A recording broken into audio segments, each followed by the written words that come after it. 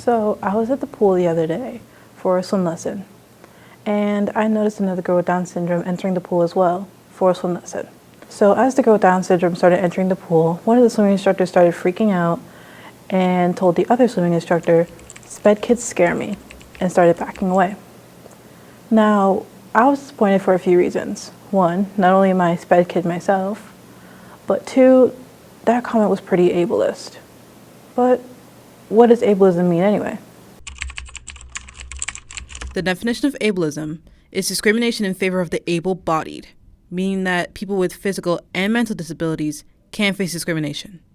The topic that we're talking about, stereotypes and jokes. The root cause for the majority of stereotypes, as well as jokes, is the saying, neurodivergence is a disease and needs to be cured. This is a very problematic saying because neurodivergence is not a disease, nor can it be cured. On average, 15 to 20% of U.S. citizens are neurodivergent. Although this may seem like a small number, there are hundreds of people in this school, including students and staff. But what is neurodivergency? It's probably not necessarily typical, like I said, neurodivergency. I am high functioning autistic, so I have a bunch of sensory issues along with some social. It's clear that, like, a lot of the time, people with physical disabilities have issues and stuff like that. A lot of the mental disabilities, I feel that, especially in my case, and I can't say this for everybody.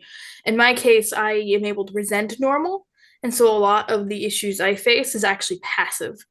The term neurodivergent is an umbrella term, meaning that although it is one term, there are multiple categories underneath that term. Not only can ableism happen to anyone on the spectrum, it can happen at any age as well. For example, Mrs. Welch's son, Jeremy. He has a few challenges. One, academically, he's much lower. He struggles a lot more with his schoolwork. He's below grade level with reading and math. I think also making friends. I think a lot of times people feel that kids or adults on the spectrum aren't social. They are. They just may sometimes struggle in social situations. So, I always urge people it's okay for you to lead the conversation because a lot of times, they really do need that.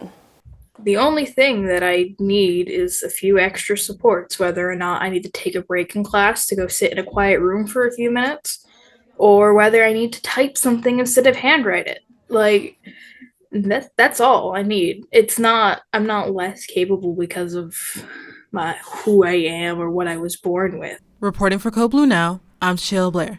And back to you in the studio.